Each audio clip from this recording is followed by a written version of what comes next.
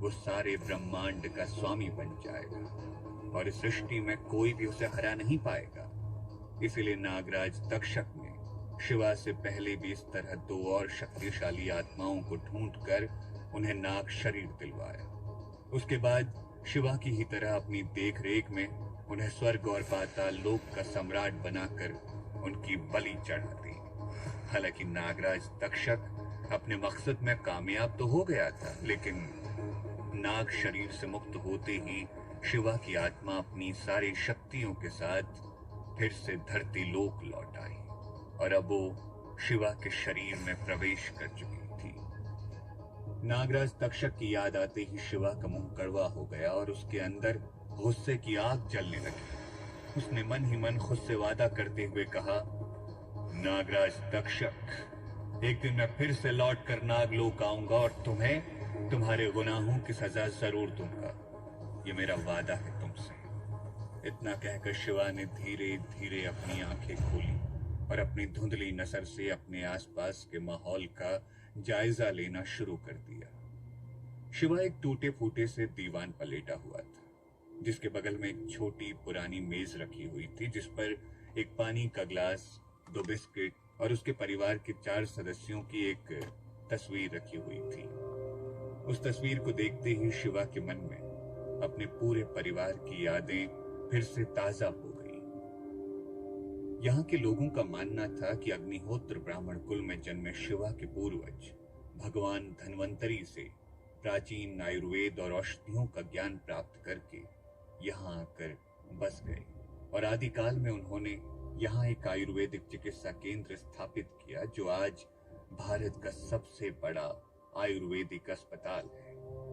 अब ये कहना मुश्किल है कि इस कहानी में कितनी सच्चाई थी, लेकिन इस कहानी की वजह से आज भी शिवा के पूरे खानदान का अच्छा खासा, हालांकि खानदान का बड़ा बेटा होने के नाते शिवा को इस समृद्ध और इज्जतदार शास्त्री खानदान का उत्तराधिकारी होना चाहिए था, लेकिन इस सब के विपरीत उसका बचपन सिर्फ गरीबी, तिरस्कार और अपमान में ही बीता था। शिवा के दादाजी के आदेश के अनुसार उसके पूरे परिवार को घर के साथ साथ शास्त्री खानदान से भी बेदखल कर दिया गया। शिवा के चचेरे भाई भास्कर शास्त्री ने शिवा पर हमला किया, जिसकी वजह से उसके पूरे शरीर को लकवा मार गया। ऐसा न जाने कितना कुछ हुआ था शिवा के अतीत में, जिसे याद करते करते शिवा की आंखें भर आई। तभी अचानक शिवा को बाहर के दरवाजे का ताला खुलने की आवाज सुनाई दी और उसका ध्यान टूट गया। शिवा ने देखा कि सामने हॉल का दरवाजा खुला और एक लंबी छरहरी सी लड़की जल्दी में घर के अंदर दाखिल हुई और उसने जोर से घर का दरवाजा फिर से बंद कर लिया।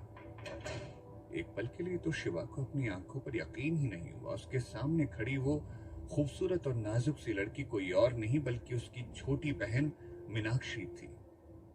मीनाक्षी को देखते ही शिवा ने दबी सी आवाज में कहा, मीनू।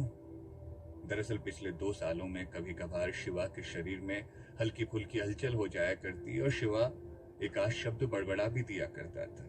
इसीलिए मीनाक्षी को लगा शायद इस बार भी ऐसा ही कुछ हुआ है। यही सोचकर उसने शिवा पर कुछ खास ध्यान न देते हुए घबराए स्वर में कहा, शांत हो जाइए भैया, हम दोनों छुपन छुपाई खेल रहे हैं। अगर आप चुप रहेंगे तो आपकी मीनू आपको उन्नी अप्पम खिलाएगी। उन्नी अप्पम का नाम सुनते ही शिवा के चेहरे पर मुस्कुराहट आ गई। तभी अचानक उसे दरवाजे के बाहर से एक भद्दी और बेहुदा मर्दाना आवाज सुनाई दी। मीनू दीदी, आप इतनी जल्दी में कहाँ भाग रही हैं? मैं आपको खा थोड़े ही जाऊंगा। उस आवाज को सुनते ही मीनाक्षी ने चिल्लाते हुए कहा, चतुर चुपचाप यहां से चले जाओ वरना मैं पुलिस को बुला लूंगी। किसी समय चतुर शिवा का होने वाला साला हुआ करता था, लेकिन अब